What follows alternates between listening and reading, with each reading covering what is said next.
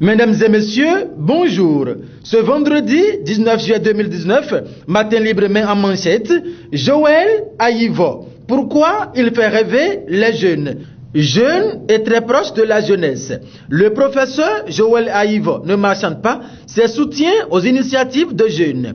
En témoigne son contact permanent avec les étudiants et sa présence pas plus tard que le week-end en tant que parrain aux côtés d'une organisation comme la JCI. Faut-il le rappeler, depuis la semaine écoulée, le constitutionnaliste a fait son entrée dans le cercle fermé des professeurs titulaires en droit constitutionnel du CAMES. Alors que plusieurs enseignants de l'université d'Abomey-Calavi ont accédé en même temps que lui au grade de professeur titulaire dans d'autres domaines. Le cas de Joël Ayivo continue de faire le buzz. Pourquoi l'ascension d'un homme considéré comme un des plus doués de sa génération fait tant de bruit? Zoom sur le parcours de ce constitutionnaliste audacieux et téméraire pour s'en convaincre est à lire à la page 5 du quotidien Matin Libre.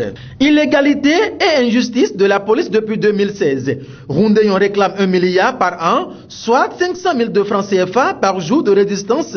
L'État risque gros. Cette information, c'est à la page 9 du journal Matin Libre. Sénat Bénin. Où est passé l'audit Soutiendo? C'est une interrogation du quotidien Matin Libre dans sa livraison de ce vendredi, dont les détails sont à suivre à la page 2 du journal. À la page 7, on pouvait lire Kémy Séba dénonce l'élargissement de la zone franc CFA à toute l'Afrique de l'Ouest.